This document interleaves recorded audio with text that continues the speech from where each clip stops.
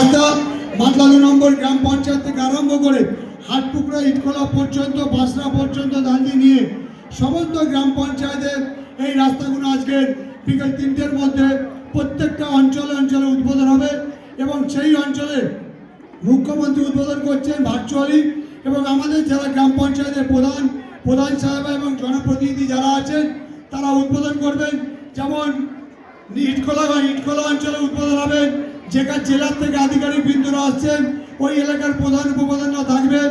নিকারিগালা গ্রাম পঞ্চায়েতের বিশ্বনাথ নস্কর প্রধান সাহেব সহ যারা উদ্বোধন, সেখানে হরিত্র বোস পূর্তের কর্মাধ্যক্ষ উনি উপস্থিত থাকবেন। গোপালপুর গ্রাম পঞ্চায়েতের হেড়োভাঙায় যে রাস্তার উদ্বোধন হবে, ছড়া রাস্তা, সেখানে উদ্বোধন থাকবেন বৈদ্যুৎ রায় কর্মাধ্যক্ষ ক্যানিং এক পঞ্চায়েত সমিতি এবং আমাদের আরও বিভিন্ন জায়গায় আমি নিজে উপস্থিত থাকবো। দিঘিরপাড় গ্রাম পঞ্চায়েতে এবং মাতলা 2 নম্বর গ্রাম পঞ্চায়েতে সুশীল সর্দার উপস্থিত থাকবেন, জেলা পরিষদের সদস্য। মাতলা গ্রাম পঞ্চায়েতের আরও যারা জনপ্রতিনিধি আছে আমি প্রত্যেকটা গ্রাম পঞ্চায়েতে একজন একজন করে পাঠাবো এবং আপনাদেরকে বলবো যে আজকে যে রাস্তার যে ক্যানিং পশ্চিম বিধানসভার অন্তর্গত ক্যানিং 1 নম্বর ব্লকের সমস্ত রাস্তা কংক্রিট, সমস্ত এলাকা আলোয় আলোকিত হবে, কোনো কাজ আর বাকি থাকবে না।